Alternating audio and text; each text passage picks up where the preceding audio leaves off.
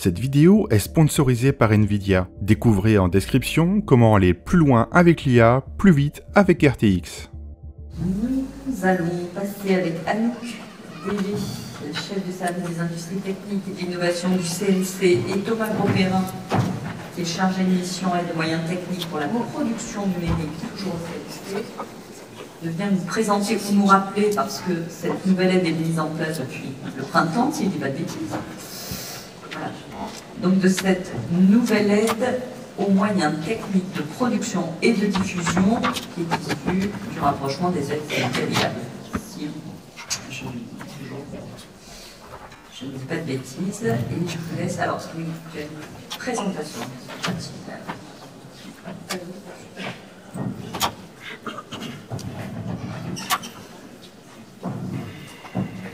Ça marche? Merci beaucoup, on est ravis d'être là et de parler de ce dispositif qui a déjà été cité pas mal, on est ravis. Pour ceux qui viennent régulièrement, effectivement, tous les ans, il y a une petite présentation de quelques projets soutenus CIT-RIA. Je ne sais pas si vous êtes tous familiers de ces dispositifs, les ancêtres. Donc peut-être pour commencer, donc, le service d'industrie technique et d'innovation au CNC, c'est le service qui pilote la politique publique envers les prestataires, les acteurs de la fabrication. Donc on couvre un champ très large en réalité, puisque c'est toutes les industries techniques du tournage, mais également tous les studios de fabrication numérique. On couvre le secteur de l'animation, mais aussi le secteur VR, VFX, jusqu'aux jeux vidéo. Il y a 3 ans, il y a eu une grande campagne de CNC, aussi par l'arrivée du président Dominique Boutonnat, qui nous a tous poussés dans chacun des services à nous réinterroger sur chacun des dispositifs.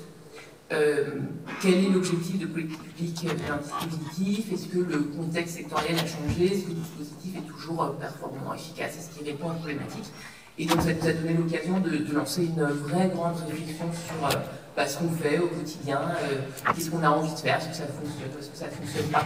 Et donc on s'est penché plus spécifiquement sur CIT-RIA, sachant que dans le service on a aussi des aides aux œuvres côté VFX, l'animation, mais j'en parle pas là. Donc CIT, c'est le soutien financier aux industries techniques, donc, qui était un soutien spécifique envers la filière des prestataires, et qui était globalement des projets d'investissement technique pour ces filières-là. Et le RIAL, une aide assez spécifique sur les projets de recherche et développement qui étaient coopérés avec les pays France, donc des projets plutôt sur 12-18 mois de développement informatique très R&D.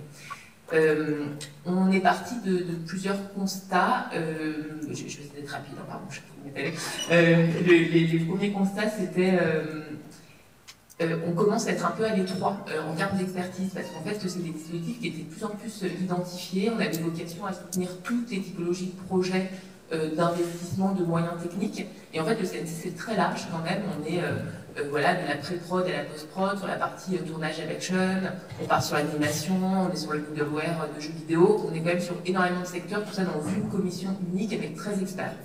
Vous imaginez l'exercice, ça commençait à être un peu compliqué. Par ailleurs, on se posait beaucoup de questions sur réserver un dispositif à la filière des prestataires, ça veut dire exclure les producteurs. Or, je pense que vous êtes bien, vous savez, sans doute que c'est pas toujours évident de déterminer si un studio est producteur ou prestataire, et sur quels critères, et comment, et pourquoi on mettrait certains studios et pas d'autres, sous prétexte qu'ils ont fait un peu d'exé il y a 2 ans, alors que d'autres l'ont pas fait. Donc on était pas mal interrogés sur ce sujet-là aussi. Et côté RIAM, pas mal de questions sur la coopération avec des pays qui n'étaient pas évidentes en termes administratifs. Et surtout, la question de fond, c'était quel sens ça a aujourd'hui par rapport à ce qu'on veut faire, de soutenir d'un côté des projets industriels et de l'autre côté des projets d'innovation. Est-ce qu'on ne souhaite pas que ces deux notions se rejoignent dans un seul dispositif et qu'on puisse analyser un projet au regard de son impact industriel et de son innovation? Donc voilà, l'un dans l'autre, ces réflexions nous ont mené à la fusion des deux dispositifs, donc CIT-RIAM, pour une aide unique, l'aide aux moyens techniques. Sauf que là, on se retrouve, ça répond à certains sujets que je viens d'évoquer, mais pas les 13 experts pour 125 sujets différents. Donc, on a découlé une autre partie de la réforme, qui est donc un soutien unique, mais en réalité 3 collèges Donc on a divisé l'aide aux moyens techniques en 3 collèges, un dédié spécifiquement à tous les projets techniques en lien avec le live action, pour le dire un peu large, pré-prod, post-prod, côté tournage. Un collège dédié à la production numérique qui englobe donc des projets d'investissement technique en lien avec l'animation, les VFX, la VR et les jeux vidéo, et un 3e tournage sur tous les enjeux de diffusion et exploitation, donc des outils à destination plutôt des exploitants, des distributeurs, mais également des plateformes, broadcast, etc. Donc voilà, ça c'était un panorama très rapide. On a mené la réforme jusqu'au bout là au printemps et on a pu tenir une première commission dans ce nouveau dispositif. Et je vais laisser Thomas rentrer un peu dans le détail, en particulier de ce qu'on propose maintenant pour l'animation. On ne va pas rentrer dans le détail de tout ça. Bonjour. Voici donc les 94 entrées possibles. On va les faire une par une. J'espère que vous êtes bien accrochés. Du CNC pour accompagner l'animation en sens large. Alors il y a plusieurs entrées. Ah bon? Il faut pas. Ah mais c'est fait exprès, c'est complètement volontaire, bien sûr. Voilà, donc il y a là-dedans de l'aide sélective, de l'aide automatique, de la défiscalisation, des aides à l'écriture de plans, à la production, à la diffusion, etc. Donc vraiment sur l'animation, tout ce qui est couvert par le CNC. Et nous, on va se concentrer sur cette fameuse nouvelle aide aux moyens techniques, qui, comme l'a dit Anouk, est une fusion de 2 dispositifs antérieurs, donc on a essayé de garder le meilleur des 2, tout simplement. L'objectif de cette aide, c'est de renforcer la compétitivité, l'attractivité, l'indépendance de la filière. On est sur une aide technique. Ce ne sont pas des commissions pendant lesquelles, et ça doit être la seule du CNC, où on ne parle pas œuvre et artistique. Très rarement, dans une journée, quand on analyse les projets, on parle technique uniquement. Voici quelques exemples de thèmes qu'on a déjà vu ce matin, qu'on vient de voir et qu'on va peut-être voir encore ce soir, qui sont venus dans mes projets depuis quelques semaines. Donc les thèmes d'actualité, c'est pas exhaustif, c'est pas limitatif. Il y a aussi une notion de péremption, c'est-à-dire, j'y reviendrai, mais on est une aide à l'innovation, à la différenciation. Il n'y a plus de problème. C'est bon, celui-là, ça marche. Oui, donc ces thèmes-là, en fait, le CNC va peut-être aider via des experts qui vont se prononcer sur les 4-5 premières entreprises qui vont se positionner sur des thèmes innovants. Et puis, dans un an, s'il y a le reste du secteur qui va aller sur ces thèmes-là, peut-être que la priorité de soutien ne sera pas là-dessus. Donc, à l'issue de cette présentation, vous allez peut-être avoir plein d'idées de projets, et vous en avez sûrement dans votre ligne de développement. Quelques petites guidelines pour vous aider là-dessus. Pour définir ce qui peut être le dimensionnement de votre projet à présenter ce dispositif. On est sur des durées qui sont inférieures à 12-14 mois. Nos experts aiment bien une approche pragmatique, itérative et qui rencontre rapidement le marché si le produit peut être commercialisé ou qui se confronte à vos enjeux de production et de fabrication au sein de votre entreprise assez rapidement. C'est pour ça qu'on cible des projets sur des durées maximales d'une année. Et une demande de subvention totale qui ne va pas dépasser. J'ai mis 250, on sera plutôt sur du 200 cas par projet, sinon, effectivement, on vous invite à phaser, à faire des lots. C'est une aide aux moyens techniques, donc les dépenses liées à la production sont complètement exclues. Voilà, donc tout ce qui va être temps homme, ça va être uniquement sur des postes techniques principalement. Il n'y a pas de critères sur l'âge de l'entreprise ou la taille. Néanmoins, il y a un petit astérisque qui n'y est pas, et je vous le dis, on ne considère pas cette aide comme une aide à l'amorçage, pour la création d'une société. Ça va être vraiment de rares exceptions où on va intervenir pour le lancement d'un produit très innovant, mais vraiment, on n'est pas trop là pour faire de l'amorçage. Donc vous pouvez venir avec peut-être juste 1 ou 2 exercices fiscaux qui sont clos, etc. Il n'y a pas de souci.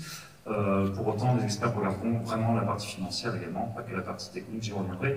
Sur la taille de l'entreprise, il n'y a pas de sujet.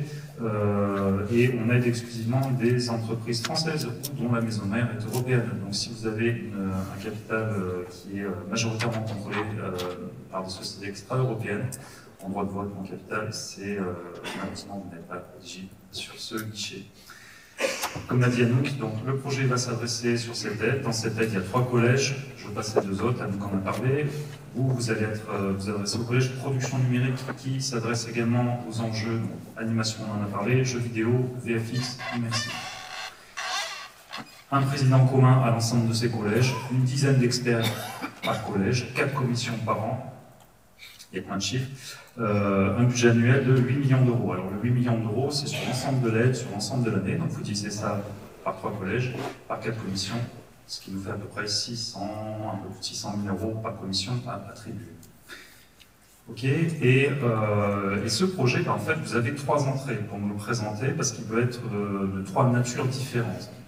La première, ça va être l'aide à la faisabilité, où là, on va accompagner une étape temporelle qui, normalement, précède un peu l'aide à la réalisation, c'est-à-dire que c'est un temps que vous avez besoin de prendre pour identifier des verrous dans vos développements, des verrous qui peuvent être organisationnels, méthodaux, techniques, etc. Et vous avez besoin de prendre ce temps pour définir précisément le cahier des charges qui va vous permettre de faire la réalisation du projet. Donc c'est une phase quand même amont. C'est un peu à vous de définir les livrables de cette phase de faisabilité. Ça peut être un POC fonctionnel, ça peut être un white paper que vous allez communiquer en interne ou à l'externe, si par exemple on parle d'open source, etc. Voilà. Vous pouvez venir nous voir directement à l'aide à la réalisation, il n'y a pas besoin de passer par l'aide à la faisabilité. Donc l'aide à la réalisation, là, on va être vraiment dans le cadre du développement d'un nouveau produit-service, soit commercialisé, soit quelque chose qui va rester interne à votre société. Et enfin, l'aide aux opérations à caractère collectif. Donc là, ça va être des événements d'information pour la filière. Donc c'est les professionnels qui parlent aux professionnels sur des enjeux techniques, technologiques. Imaginons que demain, 3 studios se regroupent pour créer un cycle de conférence de 2 journées sur l'intelligence artificielle. Welcome, vous êtes les bienvenus, vous avez votre financement, venez nous voir. Okay. Les taux de soutien sont variables et les critères de sélection sont différents en fonction de l'entrée à laquelle vous vous adressez. Alors, après les 94 guichets, voici les 39 taux de soutien. Je vais vous répondre également un par un.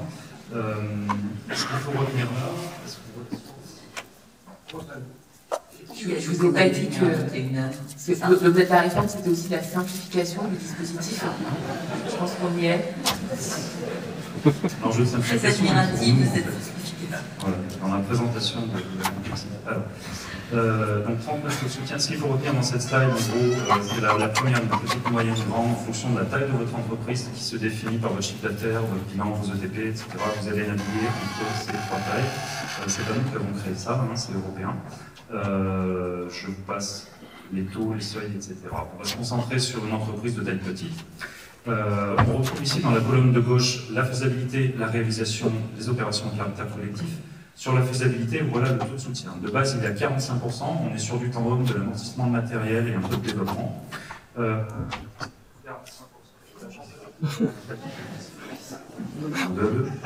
Ça revient. Il faut venir me voir sur une aide à l'investissement, je pense qu'on pourra observer pour les docs de recharge de batterie. Sur la faisabilité, donc 45% qui peuvent être bonifiés à 60% de 2 façons. La première, si cette aide à la faisabilité est coportée par différentes entités, différentes PME, et bien en fait, ce taux de soutien peut être bonifié. Donc là, il y a vraiment une logique de partenariat. Quand on entend partenariat, nous, déjà, petit 1, ce n'est pas un partenariat capitalistique et ce n'est pas non plus un partenariat qui fait l'objet de factures entre entités. C'est pas du tout l'idée. L'idée, c'est qu'il y a plusieurs sociétés, plusieurs entités, et chacune, en temps homme, va investir sur cette phase-là. Okay, donc c'est un apport en industrie, mais chacune l'encaisse financièrement. Et nous, on va pouvoir intervenir en soutien financier, justement, sur cette partie-là. Ok, donc ça, c'est le taux de soutien bonifié pour la partie partenariat, et puis aussi ce qu'on appelle la libre, donc c'est tout ce qui est reversé à la communauté, open source, etc. Pareil, ça peut être bonifié à hauteur de 60%. Voilà pour la faisabilité. Sur la réalisation, Pour ceux qui étaient familiers avec le soutien aux industries techniques, on retrouve un petit peu les anciens postes de dépenses, on a fait un peu de ménage quand même. Je vais essayer de prendre des exemples qu'on a vus aujourd'hui en termes de cas pratiques. La partie études, donc là on est sur du devis hors taxe, on peut intervenir à 50%, vous faites appel par exemple, pour faire écho à ce qui a été dit avant, un cabinet qui vient vous auditer sur la partie sécurité informatique, TPM, etc. Hop, le devis, on va pouvoir intervenir à hauteur de 50%. L'investissement de référence, c'est tout ce qui est matériel, logiciel, aménagement technique et également création de postes en CDI dans votre entreprise. Donc on va jusqu'à 20% sur 2 années de salaire chargé. Formation, c'est la montée en compétences de votre équipe, soit en interne, chef de poste avec les équipes, ou en externe, si vous faites appel à un organisme. On peut intervenir jusqu'à 70%. C'est très incitatif. Par contre, si vous faites appel à l'AFDAS, nous n'intervenons pas. Et si la formation potentiellement, enfin voilà, vous pouvez potentiellement, mais vous ne le faites pas, mais vous pouvez potentiellement faire appel à l'AFDAS, les experts vont plutôt vous conseiller de vous rediriger vers l'AFDAS. On arrive sur le temps homme dédié au projet. Là, il y a 2 postes de dépenses, donc changement d'organisation et nouveau produit service. Changement d'organisation de procédé, 50%. À nouveau, temps homme, amortissement de matériel et un peu de prestations externalisées en termes de dev. Votre projet va vous permettre de créer une rupture dans votre process de fabrication. Par exemple, vous allez intégrer un moteur temps réel dans votre pipe, etc. Là, on change vraiment en termes d'organisation de fabrication. Nouveau produit service, c'est soit à destination commerciale, soit ça vous permet d'augmenter votre productivité. Et on retrouve ici le même taux de soutien, pour rappeler que l'aide à la faisabilité. Donc j'y reviens pas, en partenariat à 60%, en libre, reversé à la communauté, 60%. Si on est vraiment sur des projets de R&D, parce qu'en fait, comme on a fusionné à la fois le RIAM et la CIT, on peut accompagner des gros projets de R&D, mais aussi simplement des innovations d'usage, voilà, plus modestes, mais néanmoins on peut y aller. Si on est sur des gros projets de R&D, vous pouvez faire du dépôt de marque, du dépôt de brevet, tout ça est éligible dans ce qu'on appelle la protection de la propriété industrielle. Pour valoriser les résultats de vos développements ou de votre produit à l'international, en allant louer un stand sur un salon à l'international, on va pouvoir vous accompagner à hauteur de 50%. Et également sur des frais de promotion, 100%, c'est incroyable, c'est exceptionnel, c'est un nouveau poste de dépense. Nous retrouvons ici eh bien, toutes les dépenses de communication. Donc ça va être création de site internet, mise à jour de charte graphique, également potentiellement du salaire de technico-commercial, etc. Alors 100%, il y a quand même un petit astérix, puisque c'est capé à 20% en termes de dépenses de la totalité de votre projet. Voilà, mais quand même. Et enfin, l'aide aux opérations à caractère collectif, donc j'en ai parlé, ces fameux événements, etc. Et là, on peut intervenir jusqu'à 75%. En termes de subventions sur l'aide à la faisabilité, on sera plutôt max, enfin, voilà, on ne dépassera pas, je pense, les 50-60 000 euros en termes de subventions sur une phase de faisabilité. Sur l'aide à la réalisation, j'en ai déjà parlé, ça ne dépassera pas certainement les 200 000. Sur les opérations à caractère collectif, il faut qu'on regarde votre plan de financement si vous êtes intéressé, mais on sera sur quelques dizaines de milliers d'euros, certainement au maximum. Voilà. Les taux de soutien qui sont affichés là sont les taux de soutien maximum. Je vous invite à toujours solliciter le maximum. En commission, quand les experts analysent votre projet, ah bah tiens, c'est justement ce que j'allais dire après, ils vont se baser sur des critères d'évaluation. Sur l'aide à la faisabilité et la réalisation, c'est un petit peu les mêmes critères. Donc il y a la capacité du projet à répondre aux besoins du marché, en cohérence avec votre stratégie de développement. La partie technique, évidemment, on est une aide aux moyens techniques, c'est très important. Le caractère innovant du projet, l'intégration des enjeux environnementaux. Alors ça devient incontournable, c'est-à-dire que vous êtes invité dans le dossier à expliquer un petit peu votre stratégie RSE, ce que vous faites au quotidien avec vos salariés, vos clients, vos fournisseurs, et puis également comment, idéalement, vous intégrez ces enjeux environnementaux dans le développement de votre projet. La cohérence du budget, votre modèle éco, et puis votre capacité organisationnelle, financière, commerciale, technique à mener à bien le projet. Une fois qu'ils auront passé tous les dossiers sous ces critères-là, ils vont se poser la question qui va déclencher un soutien ou pas, qui est de se dire, est-ce que ce projet va permettre à l'entreprise de se différencier de la concurrence? Voilà. Donc c'est cette notion de différenciation, on peut aussi l'appeler innovation, on préfère différenciation, parce que dans la notion de différenciation, on vous invite à faire ça dans le dossier, pas d'inquiétude, il faut définir votre marché cible, votre marché qui peut être régional, qui peut être en termes de typologie d'œuvre, les deux réunis. Au sein de ce marché, quelle est la concurrence? quelle est votre connaissance de l'état de l'art, de la concurrence en termes techniques, etc. Et comment ce projet va vous permettre de vous en différencier. Donc il va falloir vraiment convaincre les experts de ça. À l'inverse, un projet de croissance organique, ce ne sera pas la priorité en termes de soutien. Je termine. Sur... Ah ben maintenant c'est le truc qui marche. Opération à caractère collectif. Ouais, je passe rapidement, vous aurez les slides, et je voulais juste dire un truc. Oui, sur les experts, une fois qu'ils auront analysé votre projet, si jamais ils souhaitent aller en termes de soutien, enfin, émettre un avis favorable, feront ensuite une passe sur l'ensemble des devis que vous avez transmis. Donc c'est vraiment important d'être très très très précis dans votre demande de soutien. Voilà le QR code où qui va vous renvoyer sur la page du dispositif. Vous avez les dossiers de demande, FAQ, webinaire, date de dépôt. On fait régulièrement des interventions en ligne. N'hésitez pas. Merci. Merci.